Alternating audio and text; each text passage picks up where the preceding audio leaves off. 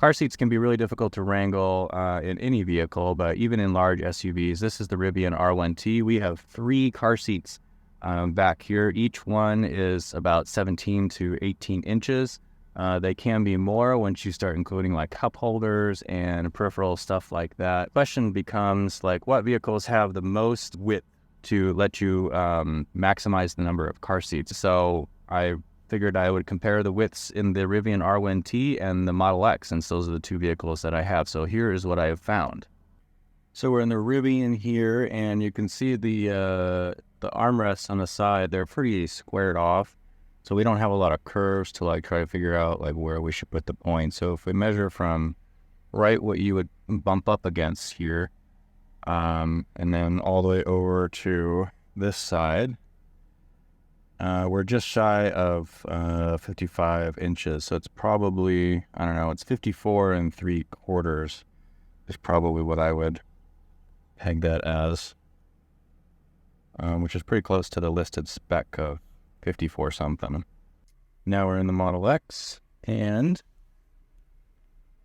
so a little bit of a curve here, but I'm going to do it at the closest point that your hip might hit. Technically, I guess this would be your leg, but for the purposes of a car seat, the the arms kind of flare out sometimes, so you want to know what the most impinging factor is. So then if we carry that line all the way over here, we're going to see that we are right about 55, actually slightly higher. I would say maybe 55 and a quarter.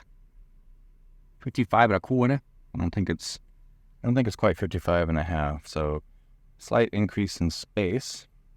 Now that's the front seat. I think there might be slightly more room in the rear seat.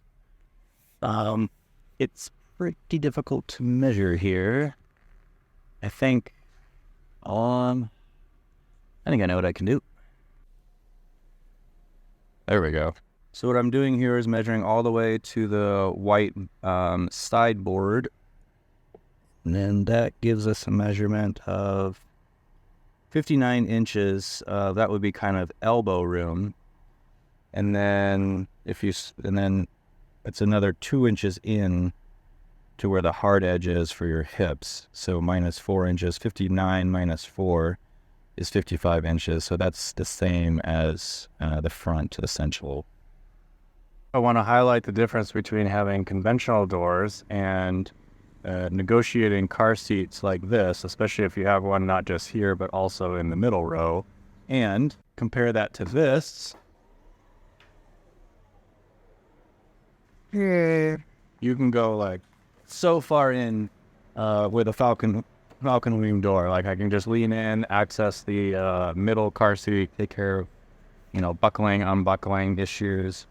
And it's just crazy how much extra headspace that the Falcon Wing door gives. It's kind of a party trick in terms of like adults. It's actually faster like for an adult or for a conventional door just to right in. But the head access and also having a covered area over your head during weather or something like that is kind of it's a very understated advantage. So it's super nice, especially if you have a kid that can't just crawl into a car seat and buckle themselves. You have to do stuff. It's so nice to be able to just kind of stand up on this ledge and negotiate those items without straining your back nearly as much as a conventional door might.